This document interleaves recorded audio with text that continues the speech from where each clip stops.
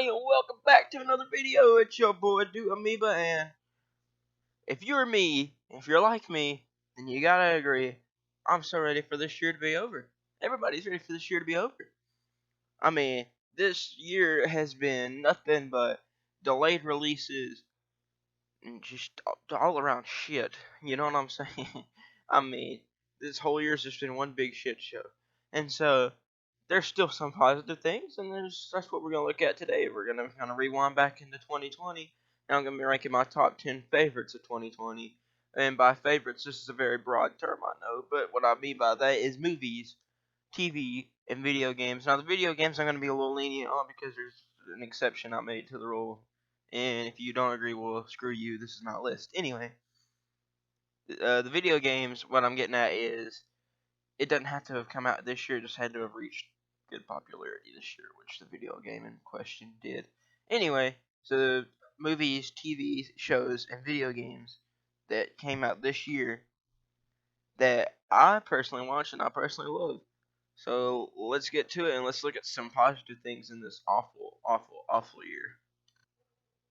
But before we get started, I do have to make a little disclaimer, is that I have not played that many games, I haven't seen that many movies, and I haven't seen that many TV shows. And obviously, I'm a little biased because I'm a big nerd for Star Wars, DC, Marvel.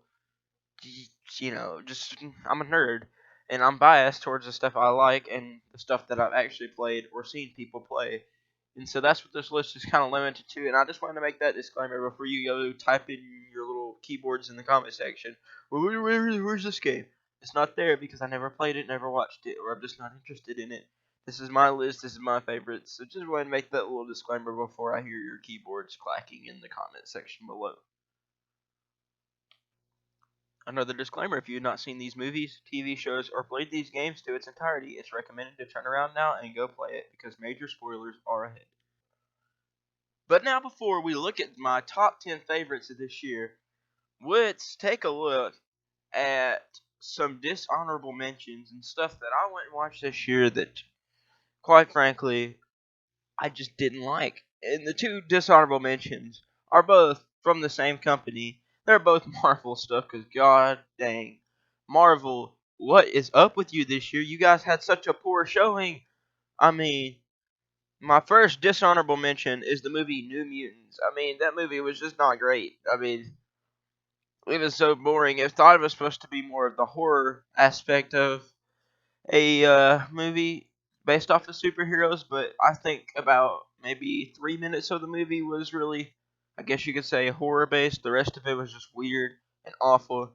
And honestly, I went into that movie about halfway through this year when it first came out because it was the first movie you could really go see back in the theaters, and it disappointed. I'm not gonna lie. My second dishonorable mention is gonna be the Avengers game. I was so pumped to get the Avengers game. I went on my birthday. I went and got the pre-order or whatever, and I kept thinking to myself, "Yes, this is it. This is it. The Avengers game is finally here. We've been waiting for this so long. It's gonna be so good." And then I played it, and I'm like, "What? What is this? This is the game I've been waiting for?" I mean, I was expecting a good story. I was expecting just all this good stuff from the game, but instead it was just had a lot of bugs. It has a lot of problems. It has just everything that you weren't wanting in this Avengers game. So that's my only two dishonorable mentions, and I just gotta say, there's only one thing good Marvel came out with this year, and that's I'm about to get into all that. But the two of the three things Marvel has put out this year have just been awful and a big disappointment, and that's why these are my two dishonorable mentions. My honorable mentions. So let's go ahead and get this out the way. My first honorable mention is the movie Onward. I went and saw this movie in the drive-in because at that time when it came out, that's really the only theater you could go to around me was in the drive-in. So I went and I saw Onward with some of my friends. It was really good. Not the best Pixar movie, I would say, but it was a really good movie. I'm not gonna lie. I liked Onward, and I think it definitely deserves a spot in the honorable mention. Next on my honorable mentions list is going to be Spider-Man Miles Morales, which that was what I was getting at. Spider-Man Miles Morales is probably the one good thing Marvel has put out this year, and the only good thing Marvel has put out this year because the Avengers game sucked, no mutants sucked. But we still got Spider-Man Miles Morales, but the problem is I never played it. I've seen videos of it, and what I've seen, I really like it. Um, if you go watch on Alpha Force, we've been doing the Spider-Man PS4 game, not Miles Morales, but we've been doing the Spider-Man PS4 game, and that's why it just because I just thought I needed to give it an honorable mention because that's the one good thing Marvel put out this year. Um, my next honorable mention is Fall Guys. Fall Guys didn't quite make the list because I mean I've watched people play, but I never. Also another thing I never played this year, and Fall Guys kind of got outshined by another little game that we're going to talk about here in a bit. But it still was a decent game. I watched Lucas play it on the channel, on Alpha Force's channel, and I liked it. It looked cool. It looked like a fun game, and I think it was definitely still one of the good games that came out in 2021 or 2020. Sorry, but it just did not. It just didn't work because of other games that just ended up outshining it. But still, an honorable mention. My next honorable mention is Harley Quinn season 2. If y'all seen the Harley Quinn show, it's hilarious. I love that show. Um, Harley Quinn season 2 came out this year in 2020. It came out earlier this year, I'm pretty sure. I watched it. I loved it because I just love that show. I think it's funny. I like Kite Man. I don't know. He just cracks me up. Uh, it was definitely a good season of Harley Quinn. I'm excited to see Harley Quinn season 3, which probably will come out in 2023.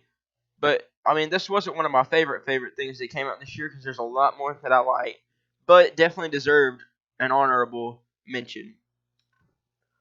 All right, so number 10 on my list is going to be The Birds of Prey.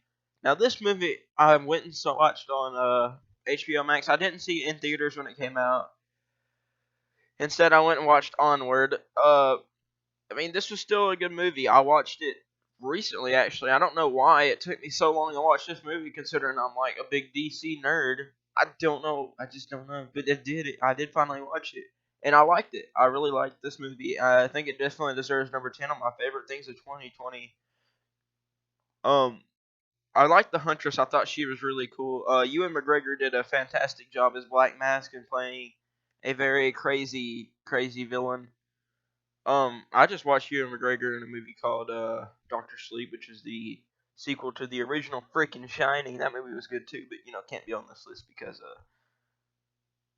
it's made in 2019. But I still watch Birds of Prey. Good movie. Ewan McGregor did fantastic. Margot Robbie did great as Harley Quinn. I like seeing how the Joker just kind of broke up with her. We're finally drifting away from what the relationship between her and Joker was set in Suicide Squad, with her and Joker being more star-crossed lovers and not the abusive relationship we normally get. So finally, we're seeing a good Harley Quinn. We're seeing, Joker broke up with her. She blew up Ace Chemicals for some reason. I don't know. But I thought it was a good movie. I thought everybody did a fantastic job in this movie, and that's why it gets number 10. So coming in ninth place is going to be Big Mouth season 4. I love the Big Mouth show. I think it's hilarious. Dick Kroll, John Mulaney, they're just great as Nick and Andrew. Um, season 4 was definitely interesting. Um, I mean, there's not really much you could say other than it's just another Big Mouth season. It's another hilarious season. I think Maya Rudolph does fantastic as the hormone monster. She just really cracks me up for some reason. But I love Big Mouth. I thought this season was not as good as some of the prior seasons. But to me, it's hard to make a season of Big Mouth and it not be hilarious, not be funny. I love this show. I thought it was funny how they used, or not funny. I just thought it was cool how they used the Black Sabbath version of Changes in one of the intros. Um, it was definitely interesting seeing Jay and Lola as a couple. That was funny. That was kind of a whole thing throughout the whole season. Um, but I'm glad to see Big Mouth is still making stuff and that Netflix didn't let it die. Excited to see a season 5 if that'll ever come around. But Big Mouth season 4 gets 9th place. Coming in 8th place is The Impractical Jokers, the movie. I love this movie. I just watched it on HBO Max recently. I love seeing Q, Murr, Sal, and Joe just being absolutely hilarious and all their just stupid, stupid stuff they do. I've watched The Impractical Jokers forever, and to see them get their own movie, I thought was just hilarious because they all did amazing in it, and just the jokes and just seeing them travel. And I thought just they had some of the funniest scenes, like when Joe had to go down in the cave and was dressed up as the caveman, or when Hugh had to dress up as a Spartan and ride a horse for half a mile down the road. Oh Lord. All they were doing was just fighting it for Paula Abdul's concert tickets, and it was just hilarious. Definitely a great movie, and I'm glad to see that they got a movie. And that's why they get 8th place, just because I've always been a Impractical Jokers fan, and to see them get a movie, I thought was just hilarious. Number 7 is Minecraft Dungeons. This is a relatively new thing I just started playing. I mean, I I really like it though. From what I've played so far, I've played a decent bit into the game. It's really fun. There's a lot of stuff in it that I'm just like, wow, I wish they would add that to real Minecraft. But it's a great game, regardless. I love Minecraft Dungeons. It's really fun. The controls are great. Um, I just love that style of video game, and I never really played those much. But the fact that Minecraft made one of those is just awesome because I'm a big Minecraft fan. That's my favorite video game, and I'm just glad they made that. It's fun. It's fun to go around and kill the mobs and beat the arch illager. And yeah, Minecraft Dungeons is something I just started playing, so I don't have a lot of commentary on it, but I like it. Number 6 is also another new game I just started playing recently, but I love it, and that is Star Wars Squadrons. Now, like I said, I'm a big Star Wars fan, so this movie, or this game, this game hits with me. It's so fun. The controls are awesome to play as the fighter ships, and just play different, missions and go in. And I like how you can play as not just the Rebellion or not just the Empire. You get to play as both. You get to play as TIE fighters or X-wings, but I gotta say X-wings are so much better in the game to play as. The controls are just so much smoother, but it's still fun. I love this game. I haven't played much into the story yet. I just have not had time. I'm a busy man. Uh, it's fun. It's so much better than Starfighter Assault on Star Wars Battlefront. I hate Starfighter Assault. Um, I mean, it's hard. Don't get me wrong. Star Wars Squadrons is really hard, but also it's just because I'm awful at flying video games. But I love playing it. I love playing it's just the different factions, and it's just a great immersive experience for anybody. Coming in 5th place is gonna be Wonder Woman 1984. I just watched this movie and I thought it was incredible. It was just all around an action-packed, interesting movie. It was nice to see Steve Trevor come back. I mean, Wonder Woman just kind of wished him back, and I thought that was interesting. I mean, one one teeny weeny problem I will say I had with this movie. It was one of the hardest movies ever to follow. And me, being a big comic book boy nerd that knows everything to do about DC, I even had trouble following what was going on sometimes. But it isn't to say it was really good. I liked Cheetah. I thought she was very interesting, and just to see her transform into that creature and fight Wonder Woman was just amazing. I think Pedro Pascal played an amazing villain in this movie. He's a great actor, and he did good in this movie. He felt like he was insane, and this movie definitely one of the best movies I've seen all year, and one of the few movies I've seen all year. Because I mean, how the hell are we supposed to watch movies when none of them comes out? I'm glad this movie came out. I needed something to watch. I'm bored of watching TV shows, but Wonder Woman 84 was definitely a good movie. I liked it. I watched it on HBO Max the other day, and it definitely deserves its spot here at number 5.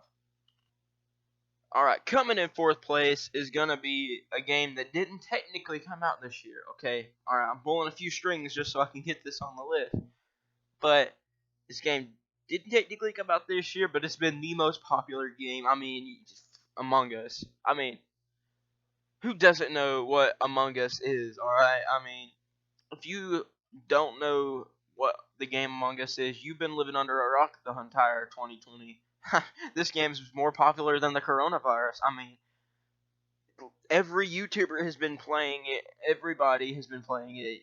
I mean, I can't even like go somewhere without looking on my phone or somebody just being like, "Yo, you want to join on my Among Us lobby and play for a little bit?" It's a fun game. It's fun to get on the voice chat, start arguing and screaming at friends, and blaming them for all the murders. And I love being the imposter. That's probably my favorite part about the entire game is just being the imposter and you know, trying to fool everybody because I've gotten to where I'm decent at it. You go watch on some of my Among Us videos. It's funny. I like getting people riled up about it. But yes, I think Among Us, I mean, overplayed, hell yes. It's been played way too much this year. Everybody talks about it. It's definitely a bit overused, but not awful. Not awful. Not awful. So that's why Among Us sits in the fourth spot for me, just because I love this game. And it didn't technically come out this year, but it peaked in popularity. It has been the most popular game of this year, no doubt. And that's why it is number 4. Coming in third place was a movie that came out really early on in this year and was probably one of the last movies everybody got to see while they were in theaters. It's a horror movie by the name of The Invisible Man. This movie was freaking awesome. It was a very great theater experience. I thought just watching the movie, every second of it was just intense. You never know where the Invisible Man's just watching this poor woman. And that scene where she's in the hospital and he's taking down all these guards left and right was just phenomenal. Um, I think it's one of the better MonsterVerse movies, or not MonsterVerse, the Darkverse. Sorry, one of the best Darkverse movies because, as y'all know, the past few years, Universal has been trying to revive all its old Universal monsters and make a movie based off of them. And they did The Mummy, which was god awful. They did like a Van Helsing movie, I think, which was awful. I don't know, but this was a good movie. This is what Universal is probably going to build off of a movie done right. The Invisible Man, intense, just amazing, and one of the best jump scares I've seen. It was when she's in the attic and she throws the paint down this ladder, and he's there. And I was sitting next to a guy in the theater who was very not scared, but just I don't know. He was very extravagant when he would get scared. And when the paint uh, goes down onto the Invisible Man, he just went, "Whoa!" And he was like freaking out over there, and it cracked me up. I don't know why. But definitely a great theater experience, and definitely a great movie, and definitely deserves a third spot. One of the few movies I've seen this year in theaters, and definitely deserves where it's at.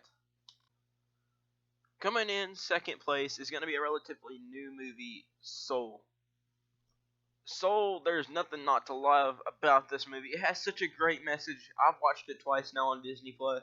I mean, this movie has everything. It has the heart. It has the soul. It just and it's so sad and just has such a good tone about life and the meaning of people's lives and stuff like that. It's seeing like him trying to find his way back to his body and help 22 find her purpose so she can finally become human herself. By the way, major spoilers. A little late on that, but it's okay. But seeing 22 or help 22 become a human and help her figure out what her meaning in life is and be the first person to do it, and also the fact that he found that music or jazz isn't always his go-to thing, and that he was learning that there's more to life than just that. And that's why this movie just has such a great message. It's one of the best Pixar movies I've ever seen, and it definitely is one of the best movies that came out this year, even if it had to come out on a streaming service. Coming in first place, The Mandalorian Season 2. Oh my god. I'm a big nerd. I'm a big Star Wars nerd. And seeing The Mandalorian Season 2 come out and seeing its huge, huge, huge success in every turn in that show is just one big cluster of fan service. We get Boba Fett, Ahsoka Tano, Luke Skywalker. I mean, what's not to love? There's nothing you can't love about this season.